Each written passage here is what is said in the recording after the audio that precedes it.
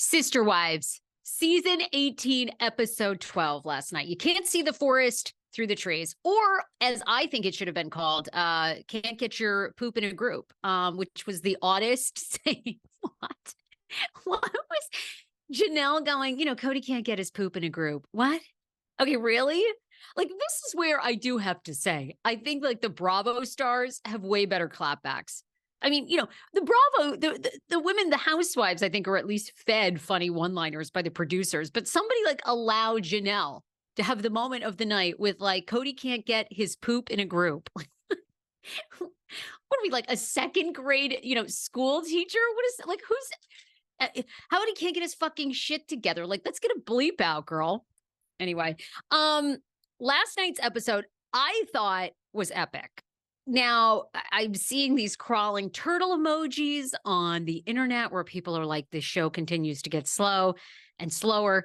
How many times are we going to hear Tony and Mykelti announce that they're pregnant and having twins? Like, enough already. We've seen this announcement now three times. I do agree with that. I get it. Like, a lot of people online want to see fewer episodes and more meat. They're not going to do that, okay? TLC is not going to do that. This is their biggest show. They want the internet talking for weeks. The more episodes, the more we are engaged. And they know that we're hooked and we are not going to not watch. I thought last night had a bunch of big nuggets. One being Meri addressing the catfishing incident. Hello. That was really good to me, okay? Janelle saying that she would build on Coyote Pass and then just do a giant wall up so she doesn't have to see build that wall. I mean, what? Okay. She's putting up her own border wall, apparently, so she won't have to interact or see Cody and Robin.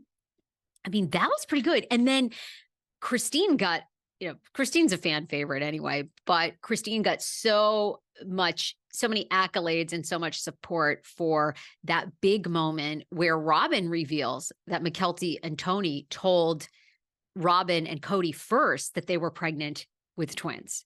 And Christine, boy, they panned to Christine, and Christine was so cool, calm, and collected. And she was like, you know what? It's their life, and that doesn't bother me. And they're always going to be close with Mykelti, and Tony are always going to be close with Robin and Cody, and I'm fine with that, and it's all good. And I'm like, oh my God, slay, queen. Like, is that not the way to handle a divorced, again, not that they're really divorced, but a family disagreement or separation? Brilliant. Brilliant. So I thought last night had a lot of nuggets. We kick off last night with Christine's 50th birthday. Looks fabulous. I can't believe, again, I suffer from this complex. I'm going to be 42 in February. Now, this was filmed almost 2 years ago, so I guess Christine Brown is 10 years older than me, but I have it in my mind that she's a lot more older than me. Does anyone, I guess everyone suffers from this, right? Like, I have age dysmorphia. I see people 41, I go, well, I don't look like that, right? I can't believe there's a 10-year difference. I thought it was 20. What do I know? No shade, no shade. And actually, I'll tell you why after BravoCon, how BravoCon and Sister Wives related and why people are giving the Sister Wives so much praise after seeing BravoCon this weekend. But per usual, we always have 3 major scenes in every episode of Sister Wives. Episode 12 was no exception. We start out at the 50th birthday party of Christine Brown. We find out, of course, Mykelti and Tony for the 3rd time are pregnant. I do agree that was super annoying, that announcement, because we've already heard it 18 times. I mean, what was so amazing, though, about that is Janelle shedding tears. We know Janelle is not an emotional person, but boy, has she changed a lot in the past couple of years. She actually cried. We saw real emotion from her. By the way, people are also like, oh my God, that's the best Janelle ever looked. Green was her color. Wasn't that dress? Sweetie. I mean, she looked like fire. I mean, you know how like some people 80s is their era? That's not really a compliment. Can I just say like 1940 soda shop is her look? I don't know if that's a compliment either, but Janelle, like that worked for you. That dress was gorgeous. People are saying Aspen, Savannah are stunning. They really, really were. Now, of course, we get into Robin and Cody. They were not invited to the birthday party, and neither were their kids. I have a little bit of an issue with this. Now, first of all, I do agree with the internet. Like, people are saying, well, Robin's contradictory because an episode ago or so, she goes, I'm not ready for it to have a family reunion. Robin was saying this. And then Christine, fast forward to Christine's birthday and not inviting them. She goes, yeah, it's just not the right time. Like, Christine's like, nah, it's not the right time. And then Robin goes, well, I'm really hurt. We're really hurt. Our kids would love to be invited. We're hurt that we're not there. Whew. What's the story, guys? Are we doing a family reunion or are we not? You know we are. Of course, that will be for season 20. But anyway, this show is not going anywhere.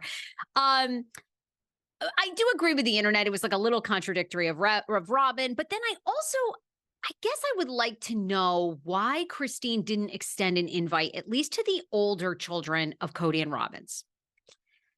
Does anyone else have a little bit of a problem with that? Or am I the only one? I thought that was a little like Christine's taken the high road so much. But what's Christine's issue with these older Cody and Robin kids?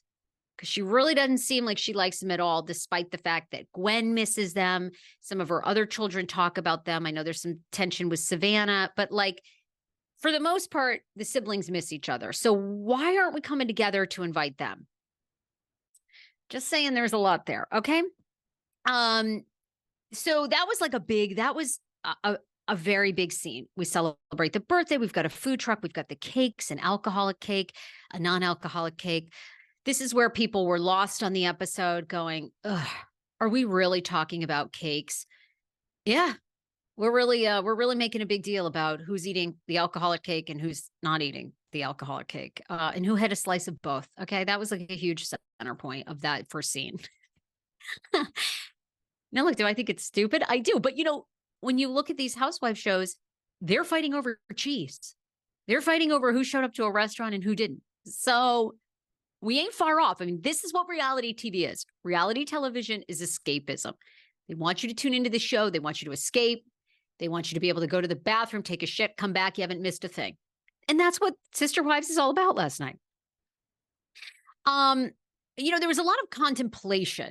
I would say that was almost scene 2 of episode 12. You can't see the forest through the trees last night. When I say contemplation, I thought it was a little surprising.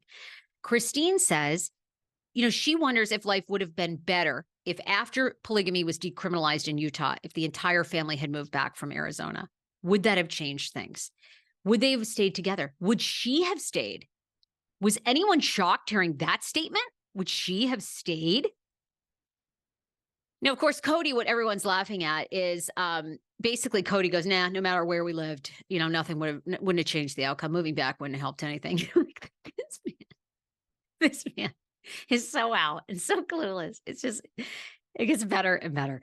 So that was kind of a big moment. And the other big moment is Meri talking about her catfishing incident. So the thing that's getting a lot of attention last night is the other big scene was Meri, again, and I do get this is frustrating. One of the other parts of scene 2 into scene 3 was, again, Meri and Cody talking about how it's not going to work. And Cody, for the umpteenth time, I mean, literally at this point, the 100th time, he has told her they will never be together. I got to give producers credit because I ragged on this part of the show for a long time. They actually did show the car scene where Cody is telling Cody is telling Meri in the car that he does not want to be with her or continue to try. And she goes, well, that's too bad. I would. So I was actually impressed that we did kind of get to see a little bit of their, that anniversary date where she had to call him and ask him to take her for a ride. Like, he didn't even want to do that. And we get into the catfishing incident that happened to Meri in 2015. Now, what did you all make of this? Meri talks about on camera that the catfishing incident was blown out of proportion by the media and by her own family. This scene drove me bonkers. Why isn't a producer going, what specifically was blown out of proportion, Meri? What did your family accuse you of or say rumors about that wasn't true? Like, address this crap. This is what I don't mind that the show is slow and repetitive at times. I mind that they don't go in for the jugular on these things. Like, you're on reality TV. Tell us your real reality. Now, if you're saying to yourself, oh my God, what happened with Meri getting catfished? In 2015, Meri started an online relationship with a man named Sam. Well, Sam turned out to be Jackie Overton. Now, Jackie is a piece of work. Jackie is still on Twitter. Like this bitch, 5 years later, 8 years later, whatever we're in now, 2023, this queen will still be on there talking about Meri. And the mistake that Meri made, because she thought she talked on the phone. She never video chatted. That was the problem. She never video chatted with Jackie, aka Sam. But she'd sent like some explicit text messages. She sent this picture where she was like a little sexually suggestive with a banana. Get it, Meri. I mean, I mean, basically that's like when like Mormons do like sexual things with a banana. I mean, that is like you've launched an OnlyFans. I mean, that is like so racy for her. You know what I mean? You hold that banana up to like 3 inches from your mouth, you might as well be in a gangbang. I mean, that is what it is for Mormons. How do I know this? Like, I don't. I'm making this totally up. I don't know. I just imagine. I mean, Mormons like do it through a sheet. You think like them like simulating oral on a banana is going to be like well received? I don't think so.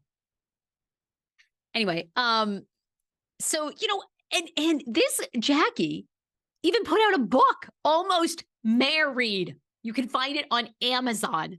That bitch. So what? We've got some bullet points to go through here, Meri. Like, what exactly was blown out of proportion? The book, the blowjob with the banana, like, what? Like, get us to the part where we misunderstood, because it seemed like. And look, I don't want to judge. Meri was in a loveless marriage. They were having major issues in their relationship, which is why most people cheat. There's something really fundamentally wrong going on in the relationship, okay? Meri was lonely. I have great empathy in the past couple of years for Meri, although there's a lot of abuse, a lot of alleged rumors that she was abusive to some of the kids when the kids were little.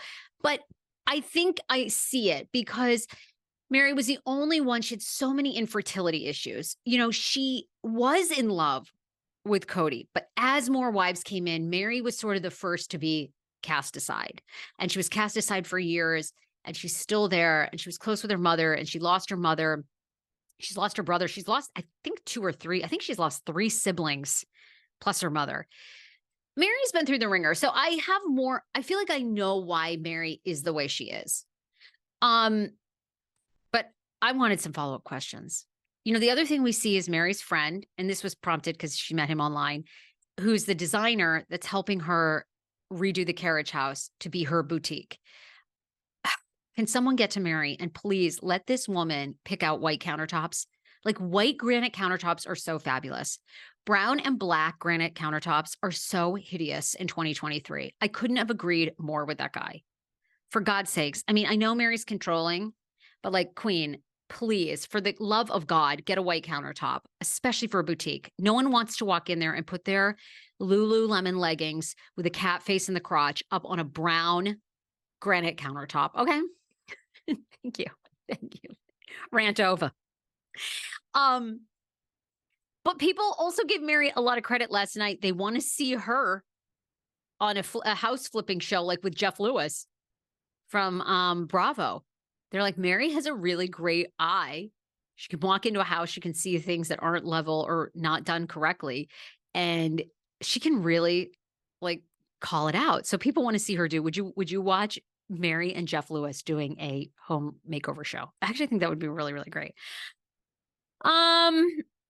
What else? Okay, let me thank one sponsor. Guys, thank you for frequenting my sponsors. Every time you purchase from one of them, you help the show so much, and it means so much to me. Please support this show. Just listen to one commercial. If you listen to one today, make it Honey Love and order from them. Honey Love. They have the most amazing bras and shapewear. I never come home anymore and toss off my bra because I have Honey Love bras. Treat yourself to the best bras and shapewear on the market and save up to 50% off statewide at honeylove.com/TSFS this month only. So only for the month of November. Inventory is limited and the sale ends soon. So don't miss their best deals of the year. After you purchase, they'll ask you to where you heard about Honey Love from. Please support the Sarah Fraser Show and tell them that you heard about Honey Love from me. It's time to ditch the underwire for good, thanks to Honey Love. So 50% off if you're tired of bras that cause bulging in the back. Honey Love's bras are designed with back smoothing fabric to prevent bra bulge. Check out their V-neck bra. I own almost everything because Honey Love has been a longtime sponsor of the Sarah Fraser Show. For a totally smooth fit under clothing, it's the ultimate t-shirt bra. Their shapewear is another thing. It's so comfortable and yet it smooths everything out, but you'll be able to go all night, hang out, drink, and you won't feel like, oh my God, I'm a sausage trying to get out of here. You'll feel great. honeylove.com/TSFS for 50% off for a very limited time. So the makeover scene was great, meaning, Meri making over the carriage house. And then the third and final scene of episode 12 last night was Cody coming over to Janelle's new apartment and the awkwardness. Oh, now, people had things to say about Cody. Who walks into someone's apartment and criticizes everything? Cody noticed 2 different color countertops. And then I loved some of my listeners were like DMing me and they go, who really believes that Cody is going to be doing dishes in the sink? Because that was like Cody's famous line last night. He's like, you know what? I went into this apartment. I'm not welcome here. I don't even think I'll do a single dish in the sink. He's like, people are like, bitch, well, when in the hell had you ever washed a dish? No one believes that Cody was ever going to wash dishes. I mean, that was such a hilarious line. And, Janelle, we see the awkwardness in their relationship. They talk about Coyote Pass, Pat paying it off. And that's where, Janelle is sort of going, well, can Cody get his poop in a group? Oh, God. Anyway, the lines. But she also confesses that she would be open to building on Coyote Pass. And people are like, girl, what? I do think, I thought it was going to be a much faster separation for Janelle and Cody, but now I see why it is taking so long, because I didn't realize that Janelle was so on the fence and leaving him as she is. When he's not around and she's in confessional, she says she can't wait to leave him. She has nothing in common. They'll never do another holiday together. And then she's like even considering building on Coyote Pass. You're going to see him drive in and out with that truck every day. I mean, that to me was kind of a big surprising moment. Again, I have to say I have to defend Cody in the sense that he does spend time at least with his daughters. He goes out to dinner with Savannah. A lot of people were very critical of that because we saw last night that he and Janelle admitted that he does spend time with Savannah. We know that he went to her graduation. And people were like, that's all he does. He only goes out to dinner with her. I mean, she is like grown. I mean, what are they going to, I mean, at least he's making an effort. I mean, I think we all know there's a lot of parents out there that don't even make the effort to go to dinner with their child. I love that. Okay. I love that people wanted to see Meri getting a home flipper show. Also, people thought that it was very introspective of Meri to be joking about how controlling she is, how much she loves trees, that she was catfish. Like people feel like it is a whole new Meri, that she seems much more laid back, like she will joke to herself. So I thought that part was really good. Some people are calling this morning for a 12-step program to help them stop watching Sister Wives. Hi, my name is Sarah. I'm addicted to Sister Wives. Today, I'd like to make an amends with my husband, who has sadly had to watch more Cody and ramen noodles on his head than he ever thought was possible. Anyhow, I think a 12-step program to break the cycle of watching Sister Wives would be great because I find this show to be so addictive. It's so good. The other person that's getting a lot of criticism on last night's episode is Mykelti. A lot of people feel like Mykelti seems desperate to be Cody's favorite, seems desperate to and loves the role of being the peacemaker and like kind of the bridge between the families. I don't know. I don't know. I mean, Mykelti, it's interesting. Mykelti and Tony are very, I think, watchable on TV. Their Patreon is on and popping. Like people are very drawn to them. So there's something magnetic about them being on television. I don't know them well enough. Is that part of their personality that maybe Mykelti is really great at like public relations? I don't know. Maybe she should be in PR, maybe she's good at merging people that don't want to merge. I don't get desperate vibes from her that she's like desperately trying for their attention, but maybe she is. Maybe people know more than I do that watch and listen to their Patreon all the time. But the last thing is, I will say the women of Sister Wives, all of them, even Rob Dog, they're getting a lot of love and support given the BravoCon weekend. Now, I went to BravoCon. If you want to hear my complete recap about it, it's up from the Sarah Fraser Show. I'm sure many of you guys subscribe to this podcast, but just check the feed wherever you get your podcast, and my BravoCon recap is up there, and I'm going to do another one. But people are saying that all weekend long, they watched women the same age and older of the sister wives just be filled with, boob jobs and plastic surgery and sucked and nipped and tucked and filled, that they really appreciate how real everything is with Cody, with everybody, Cody, Robin. I mean, everyone's kind of getting this praise, and Janelle and Christine, of course, especially, and Meri, that they are real. They don't seem to have plastic surgery. Their body types have changed and are real and natural. So whatever you prefer, but they're getting a lot of love in comparison to BravoCon this weekend, if you're into the compare thing, and a lot of people are not into that. All right, I got a lot of tea. Cody did a Mormon podcast that people are talking about. A lot is coming out about that, including him, a conversation about Robin's ex, David, who's reportedly dying of cancer. David is the father to Robin's first 3 children. We'll discuss that and get into it. There's a whole bunch of tea. Jen and Rishi, if you watched 90 Day Fiance, the franchise, they're done. And Jen's had a lot to say about it. So all that gossip and more on the Sarah Fraser Show on Wednesday. Thank you guys for listening. Bye, everybody.